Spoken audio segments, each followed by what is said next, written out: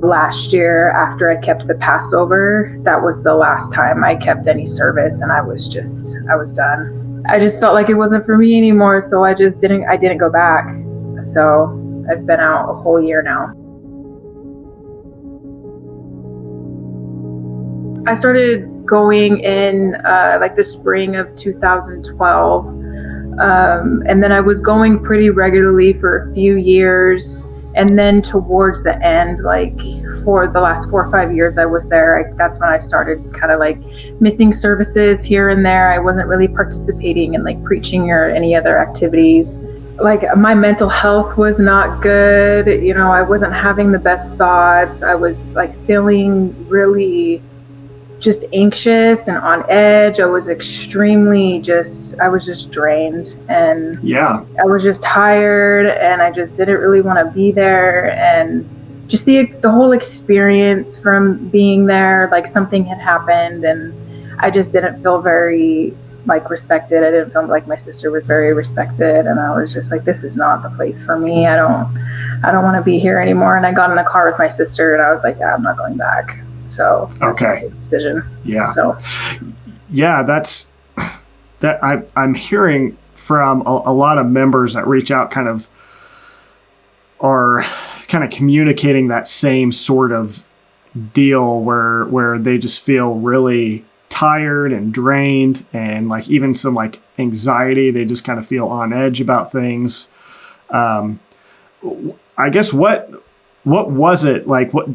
Looking back at that that last stretch, I guess, of being in there, I mean, can you kind of identify, do you think, what was it that was really kind of making you feel that way? Well, I've thought about that, and I think that it was just an accumulation of things over time that I had just put in the back of my mind to just not really pay much attention to. And then when I just really sat down and started thinking about like where I was in my life and like how I was feeling, I just wasn't feeling it anymore. I was like, this is like so rigid. I don't feel very free. You know, I definitely don't feel like at peace, like you should feel. If you're, I feel like you should feel at peace if you're trying to connect to a higher power, whether it be God or the universe or whatever it is you believe in. I think that you should be very calm and at peace and just like pretty much worry free. And that it was the exact opposite being there. And so I just decided, I was like, I don't want to do this anymore. And then I had actually met somebody, and I was like trying to explain to them like why I don't do certain things. And he just kind of like opened my eyes, like, that is like so extreme. Like, do you really think like a real loving God would actually want you to do that? Like, that's not okay. Like, you need to be able to, you know, it would, in the case it was an eating thing. He's like, I think God would want you to eat. Like, that's pretty extreme. I don't think that that's very necessary type of thing. And then it just got me thinking about so many other things, and I was just like, yeah, I don't think I want to do this anymore. All just kind of started to unravel, huh? Yeah, pretty much started to like spiral towards the end, and everything just came together. And like me and my sister talk a lot about like the experiences that we've had there, and there were just so many instances, even from in the beginning, where we should have probably just left. But you know, like I was looking for, like, because I believe in God, I believe in Jesus. I mean, I think that because of this organization, my views have changed so much. But at the time, I was really looking for something to connect to, and they just got me when I was so vulnerable, and I was just willing to listen to them, and they just made it sound like it was so, like there was nothing else out there. Like they were the 100% perfect truth. And so I just continued to go, and I saw the signs, but at the same time, like, I feel like you do a lot of rationalizing when you're in the Church of God. You try to make sense of things all the time because you don't want to be the one who was like weeded out as the wicked. You don't want to be the one who goes to hell. You don't want to be the one who doesn't have enough oil because you don't believe enough. You don't want to be the one who was constantly asking questions because you have a seed of doubt. Like, you don't want to be that person. And so I just constantly was rationalizing, like trying to make it make sense. Yeah. Well, I definitely would be interested here, like some of the specifics of, you mentioned the circumstances or experiences that you and your sister had that should have, maybe made you leave earlier on. Before we do that, it's been a while, I think, since you initially reached out to me, if I remember right. And that was a while back. And I was scrolling back through my emails and trying to find different members that have reached out that I missed. But I'm just curious, kind of like what do you feel like is kind of your reason for wanting to do an interview like this and to tell your story? I guess, why do you feel that's important for either others or yourself? Because I just want to educate people. Looking back, I really wish that I would have done my research better. I really wish that I would have, maybe even looked into other people's experiences like I have been doing. Like I was doing a lot more of that back when I reached out to you. And I just wanted to more so make people aware, because this organization, they have a very fine way of just making people want to go, and like just ways of like manipulating people into, getting baptized or not wanting to go to hell and things like that. And I just don't feel like that's okay. And I just want people to know that there's other ways to express your spirituality. There's other, if you wouldn't like to go to a church, like do your research for sure. Whatever organization you choose, even if you do choose to, go to the Church of God after seeing whatever videos you've seen, make sure you do your research for sure. Yeah. I wish I would have done mine and I didn't. And so I just would like to share my experience. And not only that, my experience is extremely similar to the other members that I've seen you do interviews with. And so I just wanted to advocate on that and just continue that so that people know like that this is not like this isn't fake. Like this stuff really happened and it's still happening. And I want to encourage members who are also still in the church that are scared to leave for many different fears, many different reasons. I was there for a long time before I actually decided to leave. I just want to let them know, like, you can do it and like nothing's going to happen to you. Like, if anything, your life is going to get better and you're going to be happier. So just giving them the courage to finally walk away if that's what they want to do. Yeah, that's good. That's the good encouragement. Because I think a lot of people are on even just the brink of wanting to leave, and there's just that fear of like stepping off the edge into this scary unknown of what's it going to be like, and is this really the truth? People who still have the hang-ups even with all their issues. So I appreciate you doing this, because I think every interview is just another encouragement to say, hey, this is a good way forward. This will not end your life, and as you said, your life in most cases will very likely get better than it is trapped inside of this group. So could you kind of take us back to the beginning? Like, how did you get in initially? What happened there, and kind of like where were you at in your life at that time?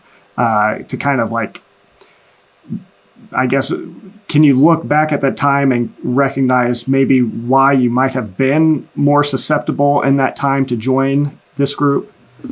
Yeah, so I had just barely enrolled at Salt Lake Community College, and I was a student there. I had been going there for a while. I was about halfway through my associate's program that I was enrolled in, and there was just one day I was just on campus doing my homework in a chair, and these two people came up to, one person initially came up to me and, you know, extended his hand out and shook my hand and then introduced himself. I had no idea who he was. I didn't know where he came from. I didn't even know he was a part of the church. And he did this, he had a piece of paper with him, and it was just basically asking about, like, you know, if I believed in God, and, you know, if there was anything that I, you know, had questions about regarding God or, you know, spirituality. There was like, I think there was like 4 or 5 questions. I don't remember. So I filled that out, and then he basically just answered all my questions. And he did, the way that he did it was he showed me a study called The Weeds and the Wheat. And it basically shows, like, it basically answers, well, it's supposed to answer your question of, you know, why there's so many churches in the world, and, you know, if there's only one God, then why are there so many churches? Because that was my question at the time. My big question that I had thought about for a long time before I had even met him was, if there's only one God, why is there so many churches? And so he showed me that study. And then he also showed me, like, why Christmas was pagan and Easter. Like, he had this book with him that, like, had these historical notes in it. I don't remember what it's called. But was it the evidence book? Yes, probably the evidence book. It was a different version of the evidence book. It was a little bit bigger. And he showed me that. He showed me the second coming of Christ. And after he showed me the second coming of Christ, I was hooked. I was like, okay, who is this guy? Like, where did he come from? Like, who is he? You know, like, I want to know all the stuff. Because I was really, like, wanting to know who God was at the time, because I was just so young and in college, and, you know, just trying to figure out, like, why the world was the way that it is today still. And, you know, like, if there really is a God, then, you know, why are so many people suffering? You know, why are people going hungry? You know, why is there, you know, things in our food that aren't supposed to be in our food that are making people sick and things like that? And so I felt like maybe this church could give me some answers. And, right.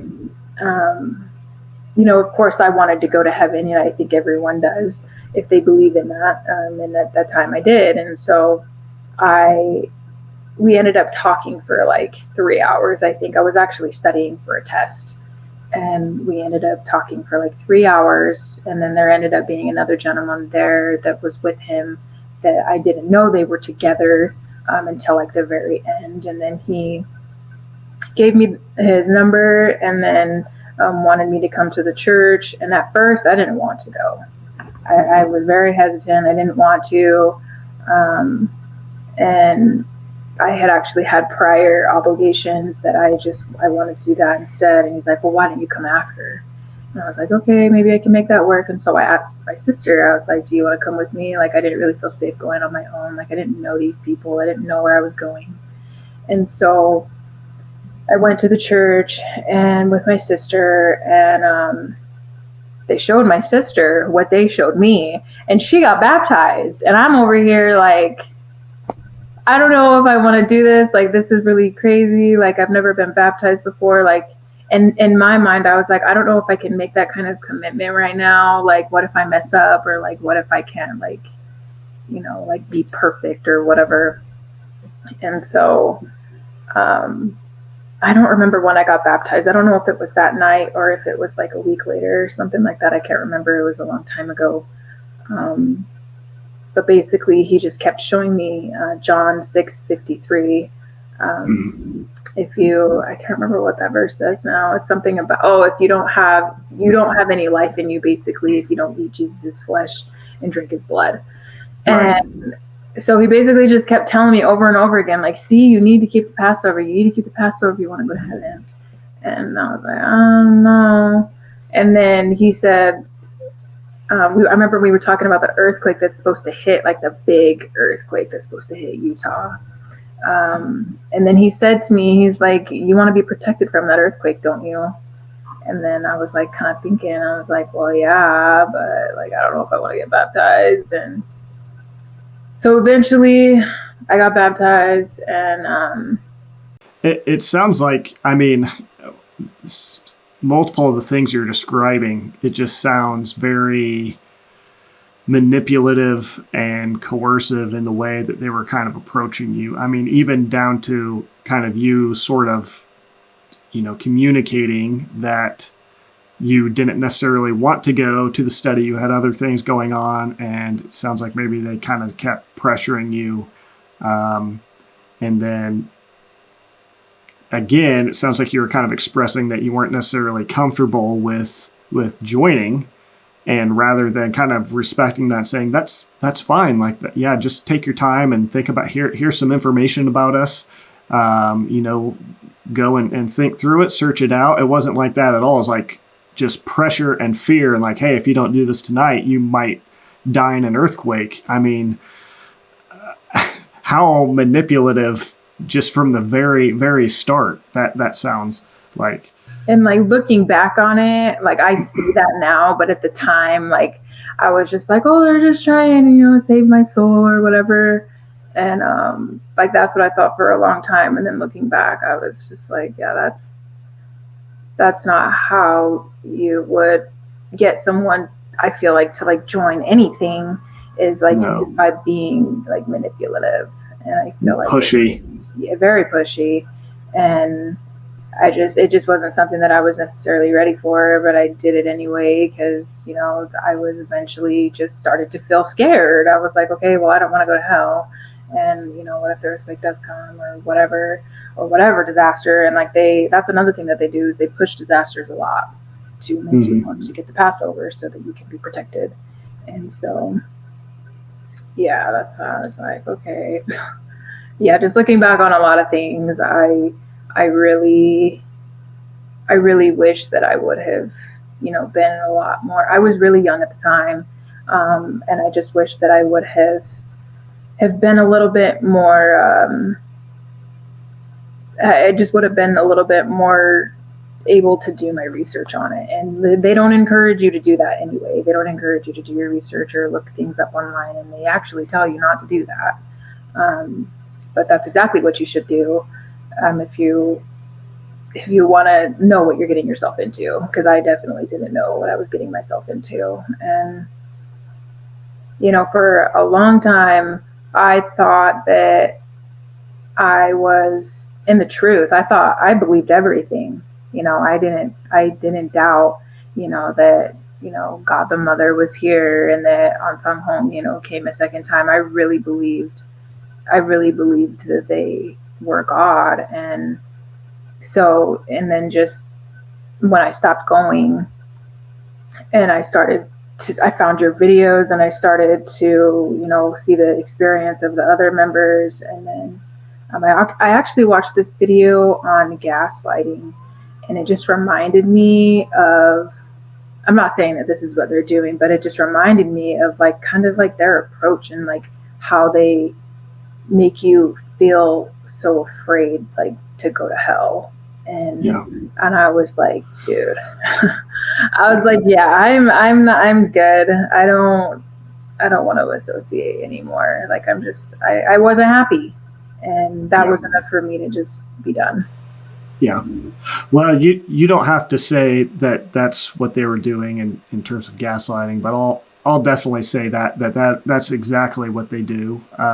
If you express a genuine, legitimate question or concern, I mean, a doubt, something that doesn't make sense, it sounds like you're kind of even expressing that there toward the end. A big part of your hindrance from leaving was just you didn't want to be that person who was doubting, who had the seed of doubt, who had weak faith and all that. And so that's kind of what they will do when people have honest, legitimate questions that deserve a thoughtful and, meaningful response. But very often, rather than actually giving, that sort of response to these legitimate questions, they will try to kind of flip it around and make it feel as if there's something wrong with you for even asking, and make it as if, gaslighting is all about like, making you question your own sanity or your own capacity to, think correctly about the situation. And so, I think that's definitely what they are doing. And I'm glad that you were able to, there at the end to kind of start looking at some of these things. So like that video, was that then kind of one of the, would you say like a big part of you then kind of moving into being more, I guess, serious about the potential of leaving, that watching that gaslighting video?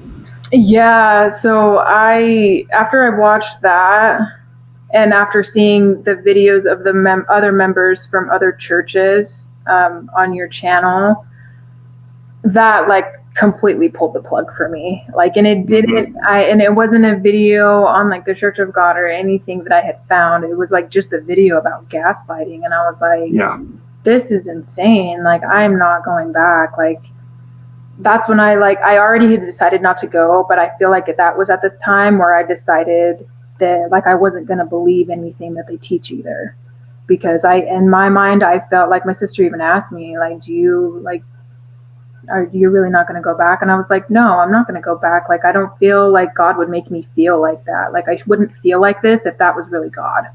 I would feel run down and drained and scared of hell and just fearful all the time, and always feel like I'm doing something wrong and that I'm not doing enough. Like, if this was really God, I would not feel that way. So yes, I'm not going back.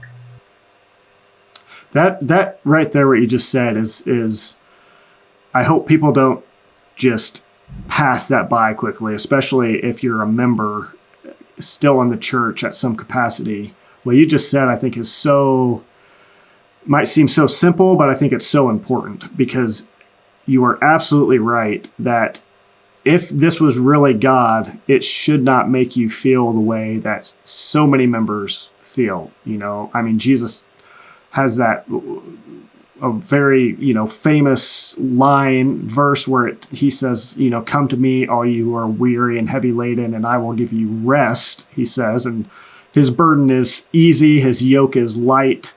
And so if your experience in, whatever version of church or Christianity you're in is making you feel heavy and burdensome and not giving you rest, not giving you peace, then absolutely you are right there's something very off there. Something is incorrect there. So yeah, I think that's, I'm glad that you were, again, that you were able to see that and not just push it under the rug, because that itself is plenty reason to say, I'm done with this thing. It's just it's not doing what it should be doing for me. When they first approached you and first kind of gave you whatever their spiel was that first time, did they, was anything in what they communicated kind of speaking derogatory to other churches? Did they kind of present a message of all the other churches have gone astray, or we're the only church who has the truth? Was anything like that presented in that initial meeting with them?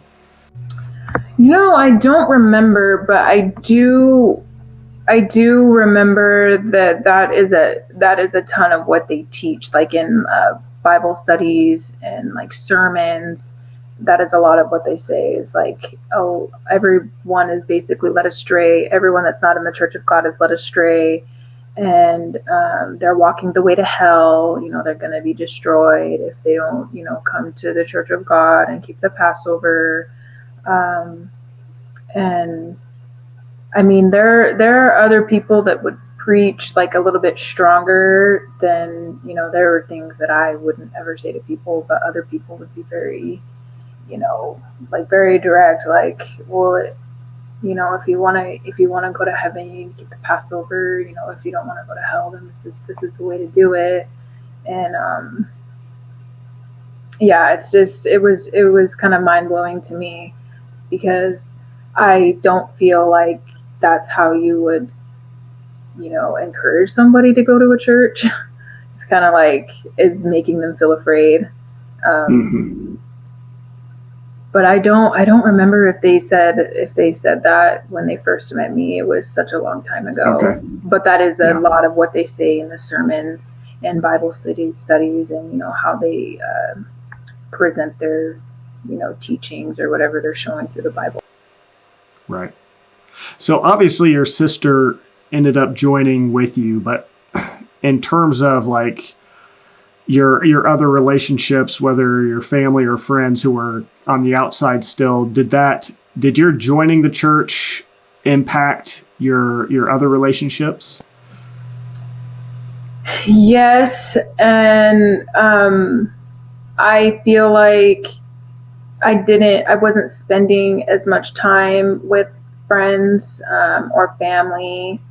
I mean, I was in school most of the time, but when I did have if there was a family event on a Saturday, or if a friend had like a baby shower on a Saturday, like I would either have to try to make it in between services, or I couldn't go. And I actually missed my cousin's wedding because it was on a Sabbath day, so I didn't go to my cousin's wedding because of that.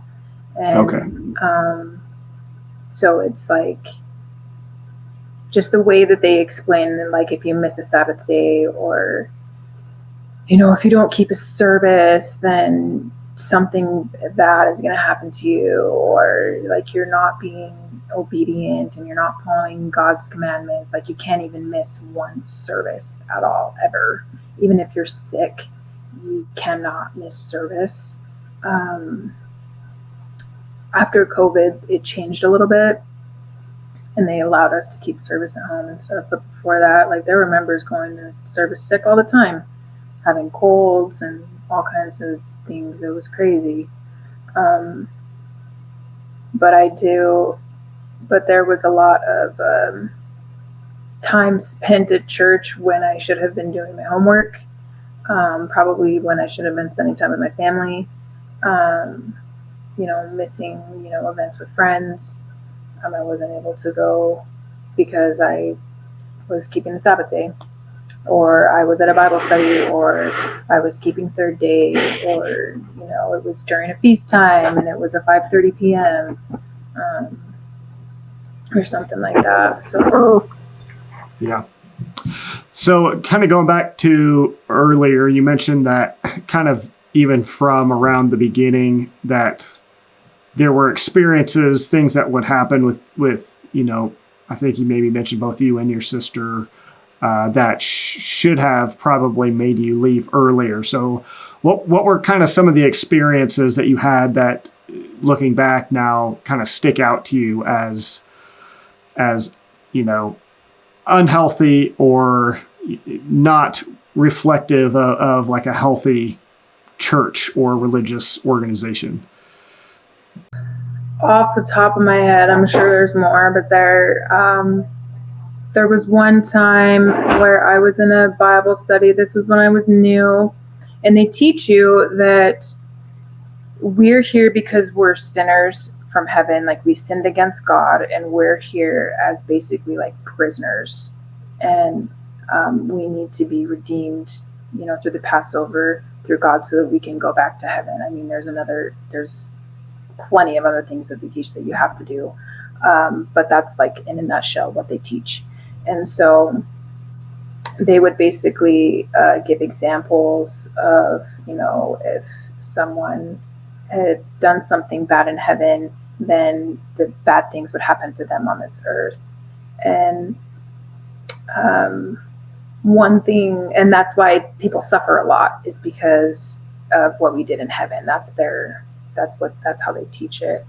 And so there was a deacon that I was studying with at the time, and he said, I can't even believe I'm going to say this, but he said, if someone gets raped, they deserve it because of what happened to them, because of whatever sin they committed in heaven. And I couldn't believe that he actually said that to me. I'm not sure if that's still what he believes now. I don't know if they've changed the way that they teach, why we're here on this earth. I have no idea.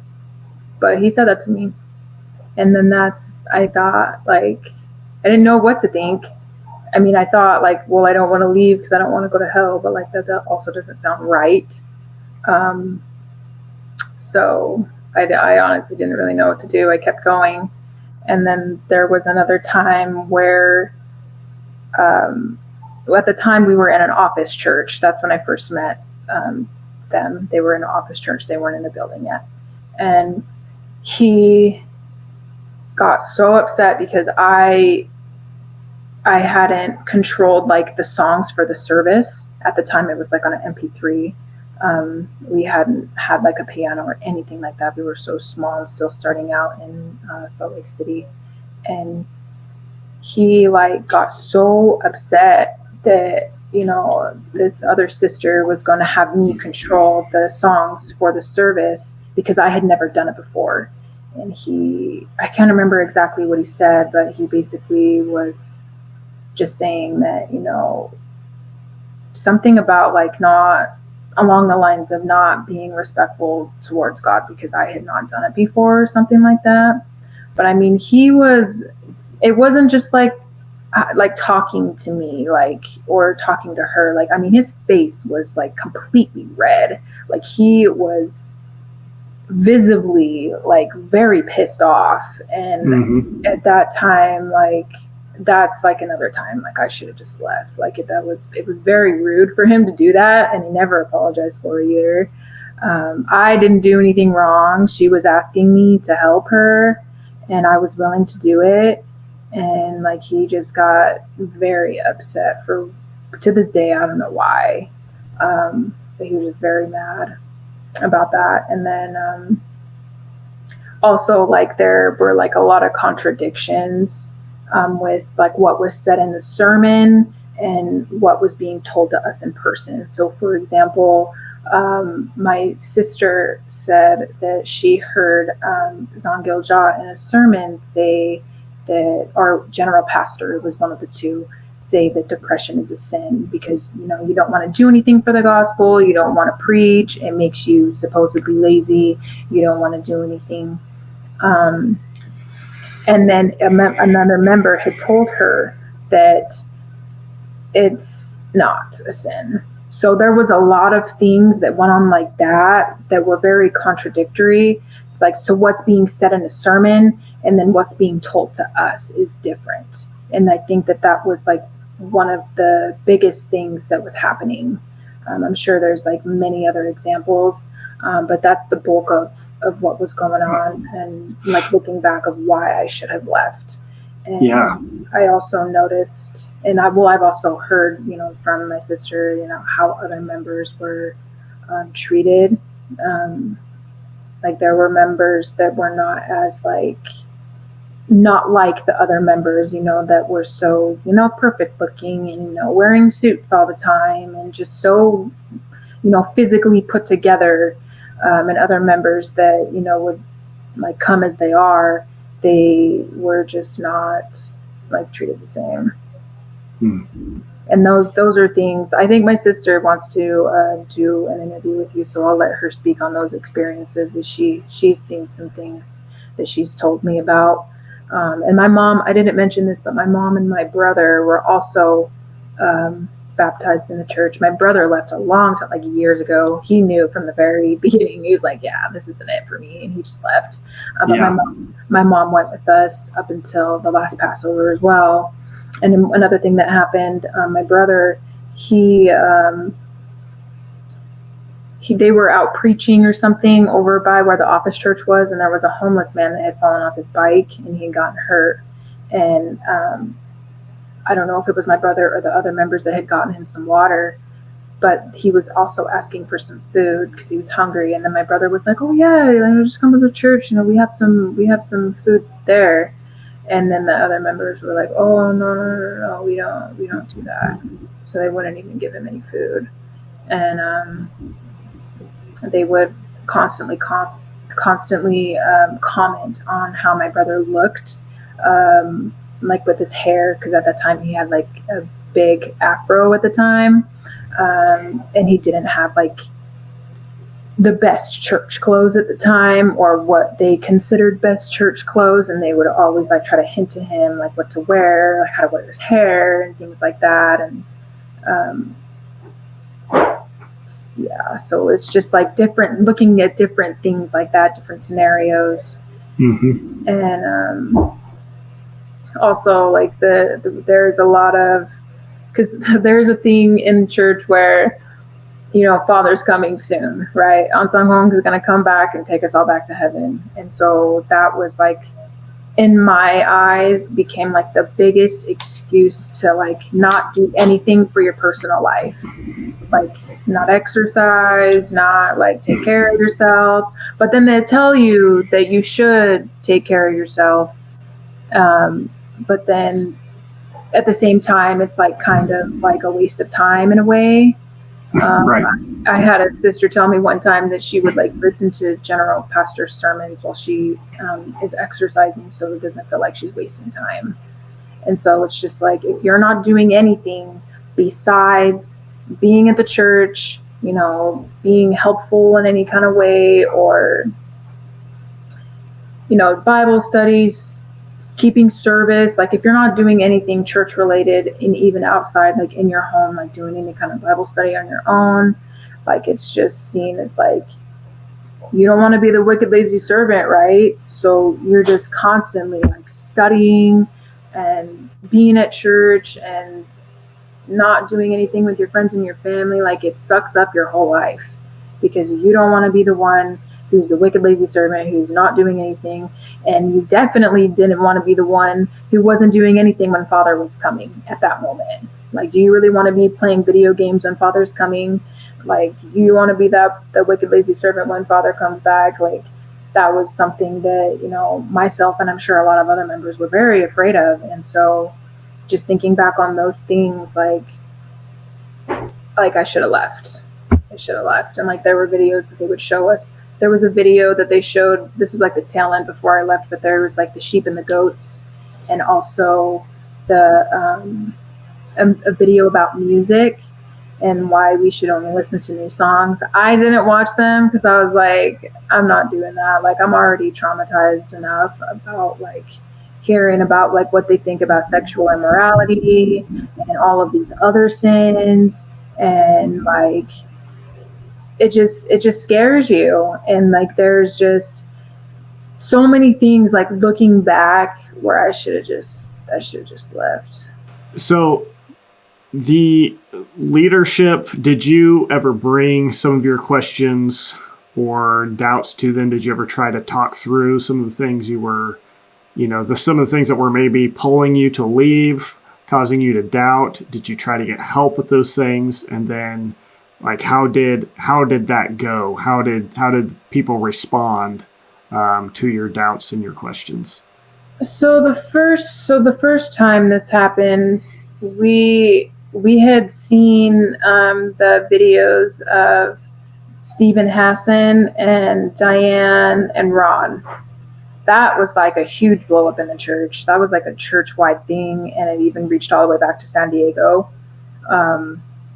And so they had compiled a video, and we actually stopped going because we saw the videos, and we were like, yeah, let's not go back to that church. Like, we're good.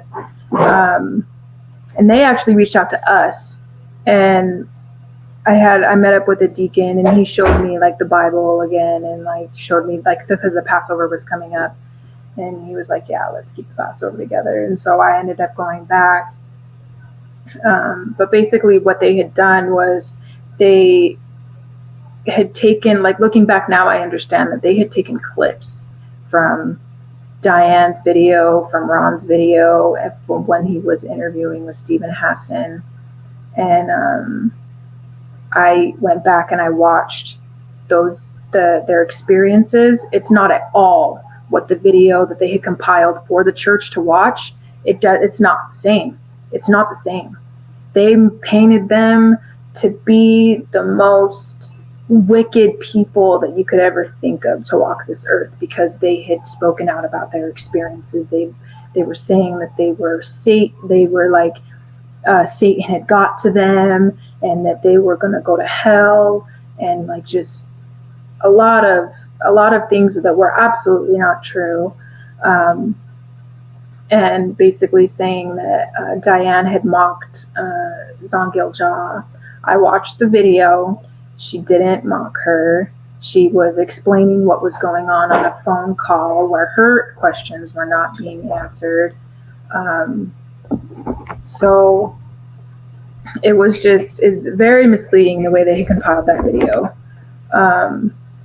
And so because of that experience, when I had my doubts later, I knew in my mind, if I go and I try to talk to them about this, they are going to come up with some kind of reason, some kind of answer to get me to stay. And I don't want to stay. So I didn't ask my questions. I didn't go talk to anybody. I didn't try to vent to anyone. I didn't even talk to the sisters that were closest to me. I didn't want to do it because I knew that they were going to try to get me to stay, because that's what they did the first time when we saw what was going on with Diane and Ron. And so I just didn't want to be wrapped up in it again.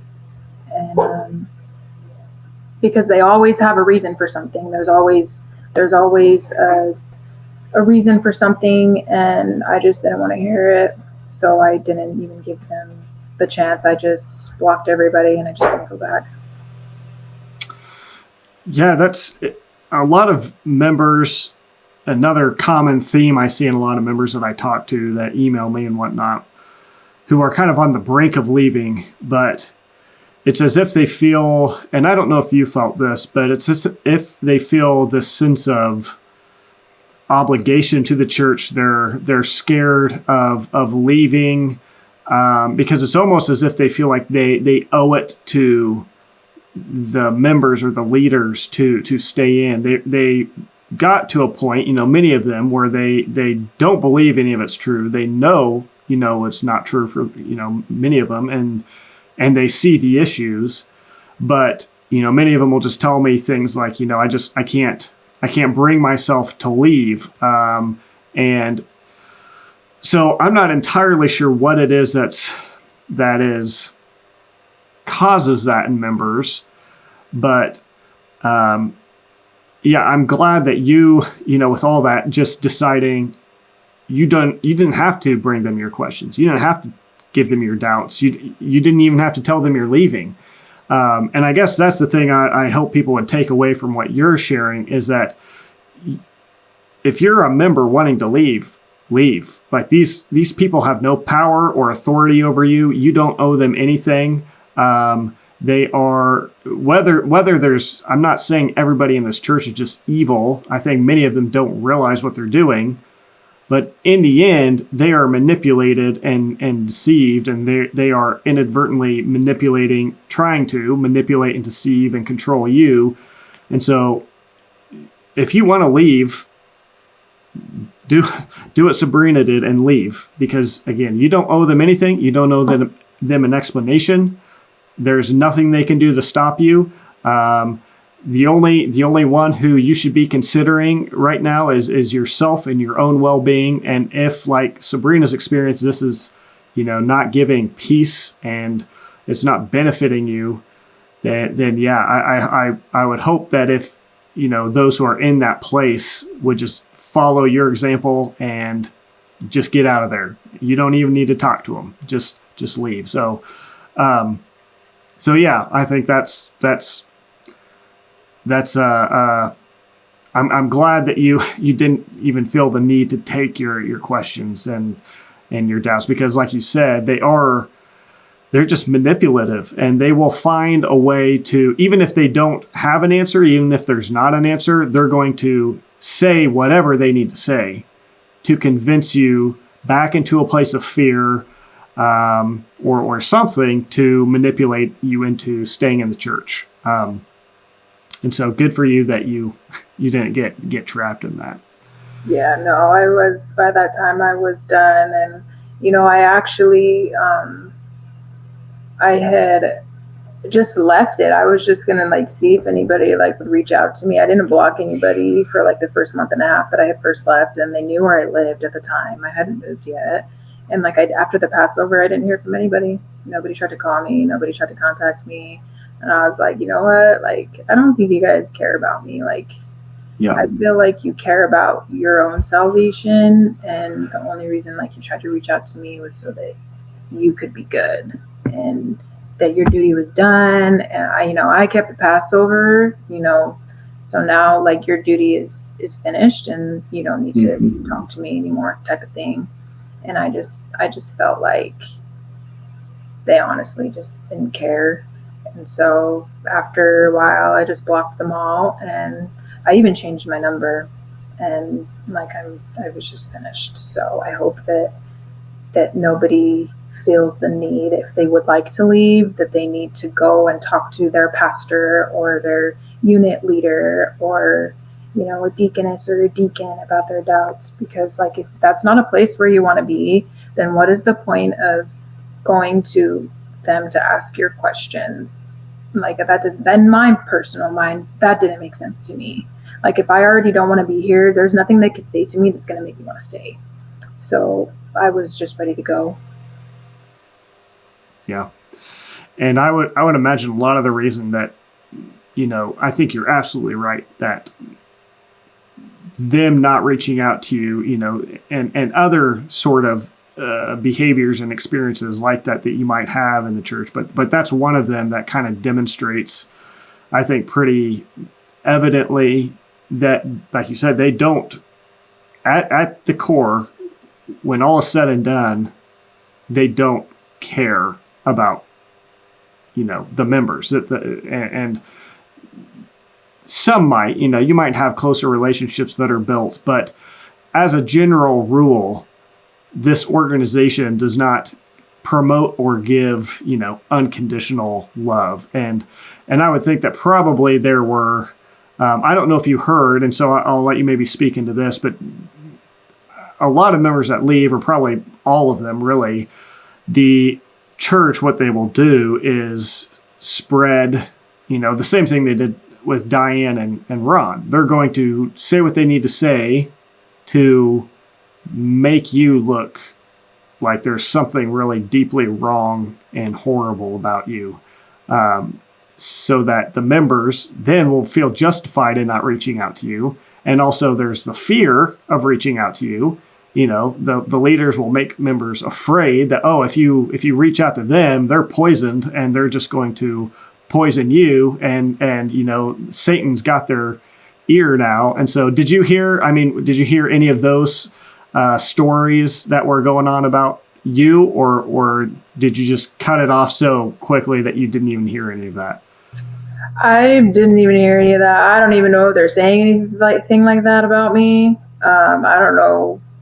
I don't even know if they know that, like, I'm just not coming back. I have no idea because I haven't talked to them. I've heard those statements from others, like Diane and Ron, like, say that about them, or people that like protest against the church, or anybody that basically speaks against the church. They're basically Satan. So yeah. Yeah, but for me personally, I have not. If they are, I don't know about it. I cut them off before I heard any of that, and I already wasn't going. There was a member just a few weeks ago that actually stopped by my mom's and like dropped off a gift or something, and my brother basically told her like they're not going to go back. So. Yeah. So now with them knowing that, I don't know what she did with that information. I don't know if she told anybody that. Now I don't know what they're saying. Usually it's the story of, they fell back into the world, Satan got to them. They wanted to be in the world instead of, come to God or whatever. And another thing they say is like, I remember this because I was in a Bible study. They say that you forget everything when you leave. That you don't remember anything. Yeah. That it's like what is it? The Men in Black pen. Like the minute, yeah, right. Yeah, like the minute you leave, like you forget everything about the Church of God, and you don't remember any of the studies. Like you don't remember nothing. You don't remember anything. Like how much God sacrificed for you. Like nothing. I remember the studies. I remember how I felt. I remember my time at the Church of God. And I just want to make that very clear. And I didn't just forget. And there's a reason why I'm not going back. So, I don't know what they think about me. I don't know if they are even saying anything about me. I have nothing bad to say about them. I think they're very great people, but I also think that they also need to do their research because they're very misled. Some of the girls that were in the pictures that I sent you, I was very close with some of them. And to me, they were even like my friends. And so it really is like hurtful that I probably won't talk to any of them ever again. But then I just, remember that, they're doing what they want to do. And if they're happy with that, then that's good for them. And, I hope that they actually feel peace, that they don't feel drained or anything. That's really awesome for them. And so, I would hope that they are not saying, bad things about me, because, I'm not saying, I don't think that they're bad people. I don't think they're evil or anything like that. I just think that they're extremely misled, and I understand why, because I was a part of the church. I definitely understand why. But I think that it just comes down to just doing your own research, being a critical thinker and like really asking questions and not being afraid to walk away if that's what you feel like you need to do. Yeah, absolutely. So were there, or are there, I guess, any doctrinal things, like some of their teachings that you felt hung up with, that you maybe still thought, well, this prophecy or this teaching still seems like it's true? Or I guess, what's kind of been your relationship with the doctrines of the church since leaving? Have you kind of just wholesale said, I think it's all garbage, or is there some of it that you're still like, what if that's still true, or anything like that, where there's maybe hangups or something of that nature? I do sometimes wonder. I have wondered, and I've talked with my sister about it. Like, what if there were some of the prophecies that they taught that were true, but they were like not from the Church of God teachings type of thing? Like maybe the fig tree, maybe that teaching, from the church. But what if there was another teaching, about World War II or World War III that's a prophecy in the Bible? What if there is still some truth to that? But it doesn't really have anything to do with the Church of God, and it doesn't scare me to think about it or anything, but I do still wonder, like, what if there were things that they taught that were not originated from the Church of God, that were like real prophecies? That I still don't know. My relationship with the Bible and God it's completely different now. As of right now, I don't even feel like I really believe in the Bible right now. I don't know if I will ever in the future, but I just feel like because of everything that I was taught from them, I just feel completely like lied to and like deceived, and I don't know what to believe. I'm just left wondering now, because I feel like the scriptures have been they've just been they've used them in a way that has just been misleading, and so now I don't really know what to believe. I saw a video on one of the other members that you had interviewed, and basically it's in Isaiah, when it talks about every verse has its mate, and like he was talking about how it's not talking about what they say it's talking about. And yeah. I got my Bible out and I read above like what it was actually talking about, and I was like, oh my goodness, are you serious? Like, how could I not have, like, why didn't I just read above the verse? Why didn't I just do that? Yeah. So it's just like little things like that. So I'm not really sure where I'm at with all of that right now. It took me a little bit to like be okay with that, but I mean, it is what it is. I mean, I can't look at a Bible without, thinking of the Church of God, because I didn't go to church before the Church of God. I did when I was little, but before them, like, they taught me everything that I know about the Bible, and it's not even true. So I can't, like, even when I think about like the famous verses out there, like John 6:53, or the verse about being in God's image, and how they say that that's talking about God the Mother, or the Spirit and the bride in Revelation. Like, it it all screams Church of God to me right now. And I hope that I can get to a place, where it doesn't, because I have believed in the Bible my whole life, and now I don't. So it's like, it feels like a big disconnect for me. And I was never one of those people that like questioned if God was real or questioned if Jesus really came to this earth and died on the cross. Like, I always believed in that so much. And now I feel like I'm just questioning like the Bible, and, who were these people really? And like, why did they even write it? And like, just so many questions. And, and if the Bible really was written the way that it was written, then how can you go back and forth and like pick different verses, and how are they supposed to like match up? Like, that doesn't make sense to me now. And it's just a lot of questions. So one of the things that I think we mentioned, that you mentioned, is how, they talk about how your life is going to be ruined. Things are just going to get bad when you leave. And so what has it been like since you left? Have things gotten better? Have things gotten worse? Have their predictions that your life is going to be horrible, have those come true? Or what's that look like? It's not what they say it is. They scare you so much. Like, if you leave the church, it's worse than when you first got here. And like, so many bad things are going to happen to you if you leave God. Like, you're going to be cursed.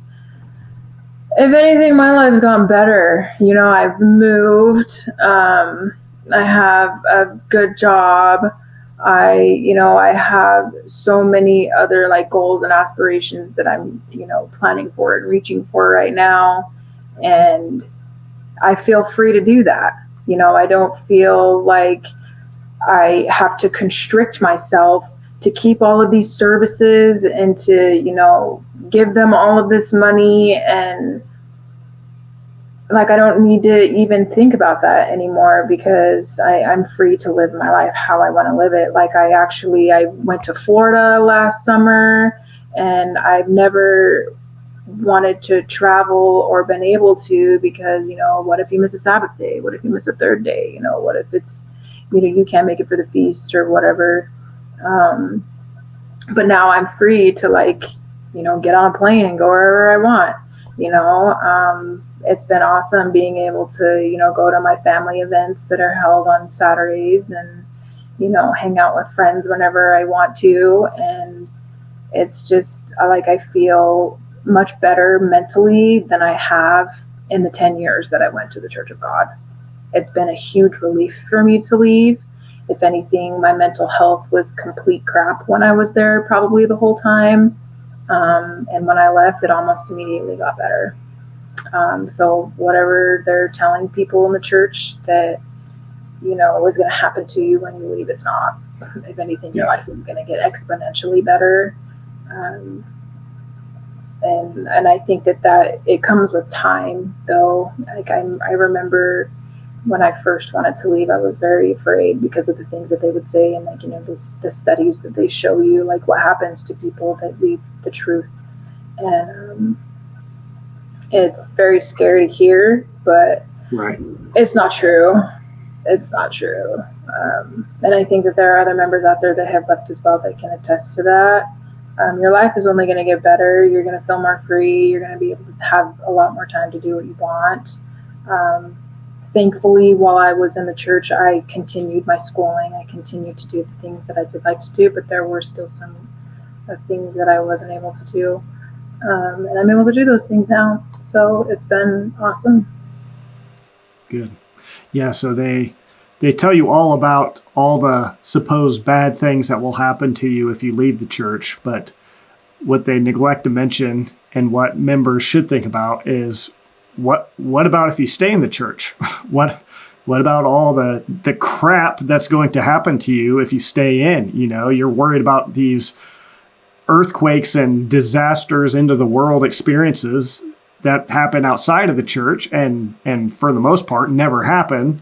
But what about all the terrible experiences that happen to you while you're in there? And so they can say all day your life's going to get horrible, you're going to be cursed, whatever, if you leave. Well, maybe consider, like, are you are you really much better off where you're at? Do you really feel like what you're experiencing is different than being cursed? Do you really have peace? If your experience is anything like Sabrina, then it sounds like you might be better off on the outside than what you're dealing with inside of this church. So yeah, you already sacrificed so much of your time, your finances, some of the things that you sacrifice while you're in that church, you're never going to get it back. So you don't have anything to lose by leaving if that's what you're thinking about doing. And it's been awesome for me personally, and I hope that anybody that is wanting to leave can just remember that you're safe, like nothing's going to happen to you, like all those disasters that they talk about, and like World War III, that was a huge reason why I was so scared to leave, because of World War III and the disasters. And I got to the point, I think I heard another member say this, like that they had to be comfortable, like a person that you had interviewed, that they had to be comfortable with the thought of going to hell to be able to just leave. And I feel like that's where I got to, is like, okay, well, if that happens to me, if that's what God's choice is, then that's what God's choice is. But I can't stay here anymore. Like, it's ripping apart like who I am as a person, my mental health. Like, I can't even be myself in this church. Like, it's very draining. And so, like, if you want to leave, if that's what you're thinking about doing, I encourage you to do your research, and if you have your reasons and you're ready to walk away, then do it, because your life is only going to get better. If this church is telling you about the end of the world and World War III and all these terrible things that are going to happen in the future, and that is what is motivating members to stay, I hope members would, like you've been encouraging them to do, just take some time and do your research.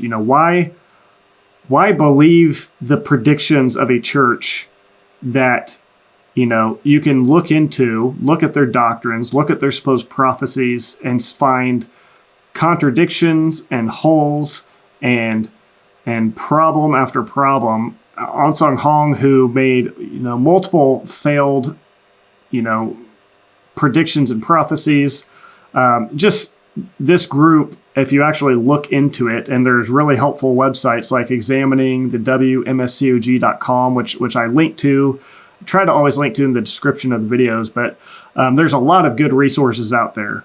And so if it's fear of the things this group is telling you that's keeping you in, well, just go and do a little research and find out if this group is really worth believing. Why would you listen to and believe in and fear something that people are saying, if in the end these people are telling lies all day long, and their doctrines are full of lies and manipulation and deception, and if they're not true?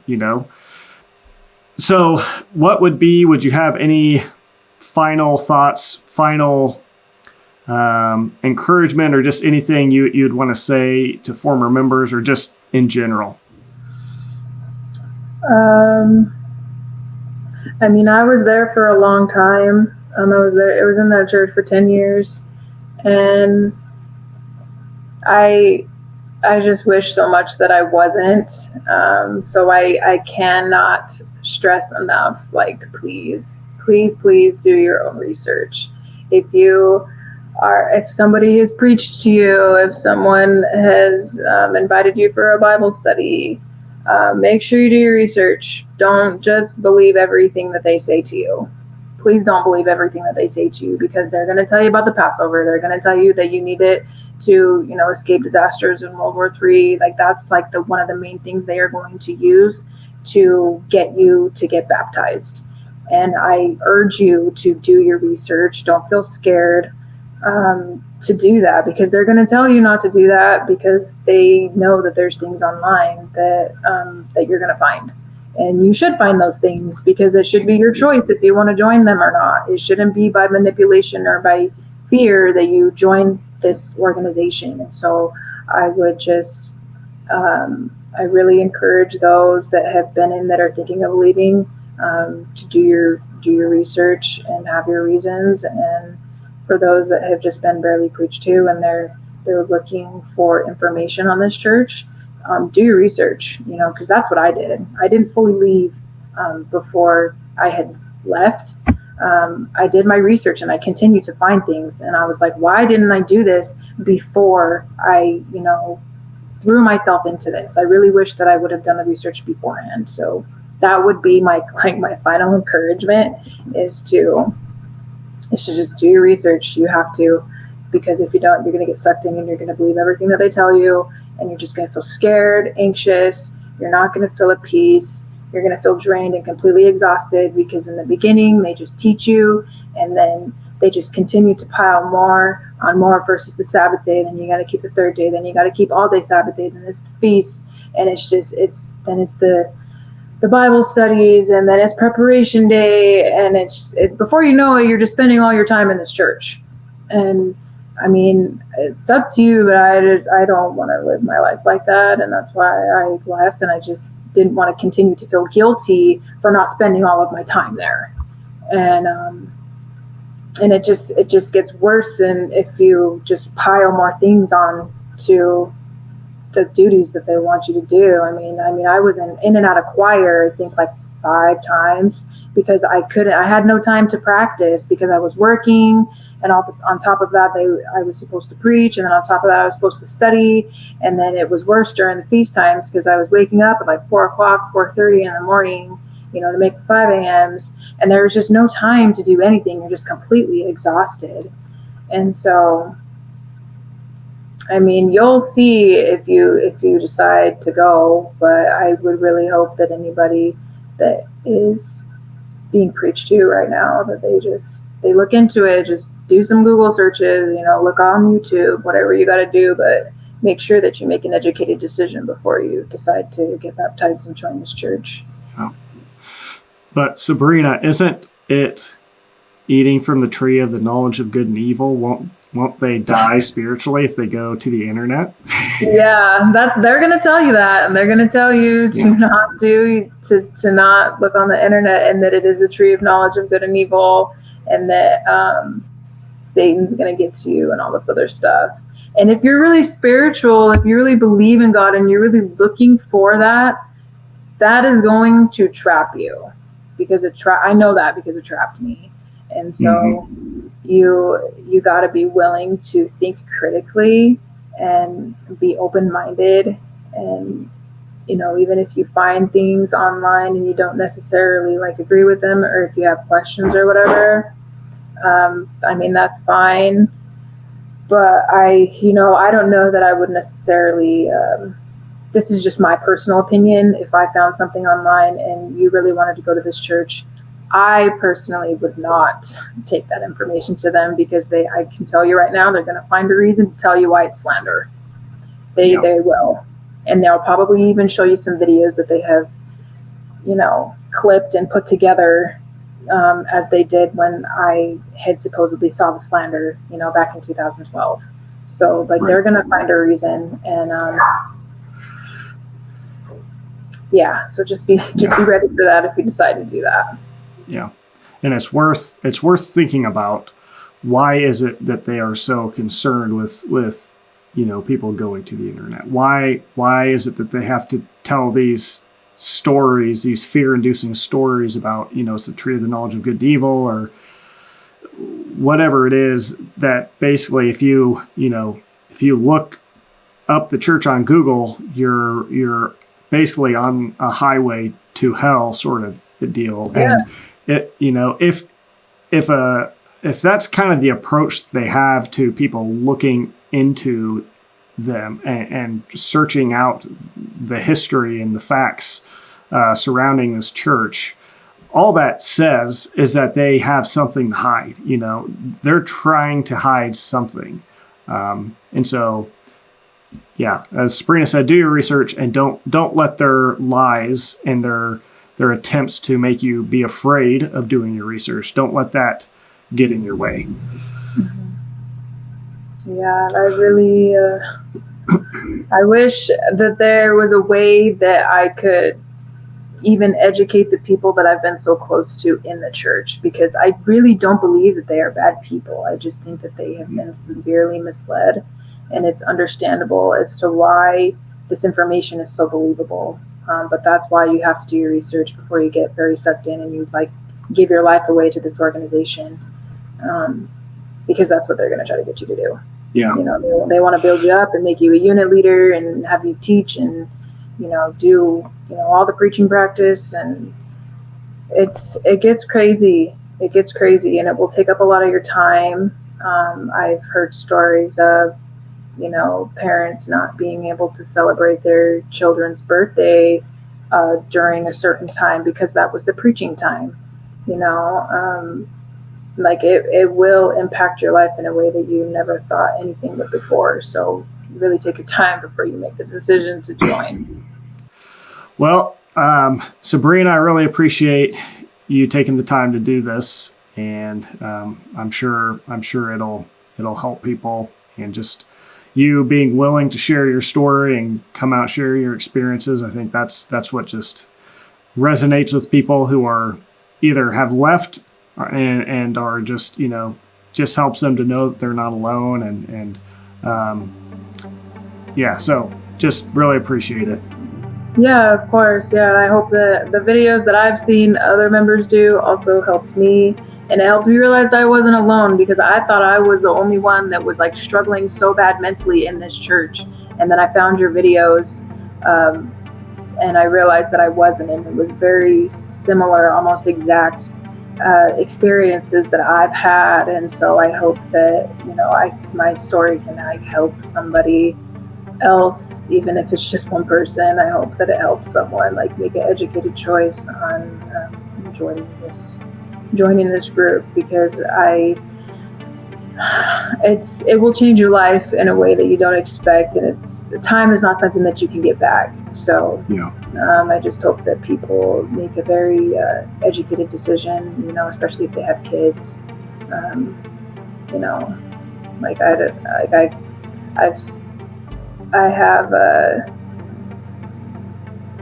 very like big concern about kids growing up in that church, because I can only imagine like what it's like listening to sermons like constantly, you know, being told that the world is going to end in World War III and things like that. Like I think that's very traumatizing, and so especially if you have kids, I would definitely do the research.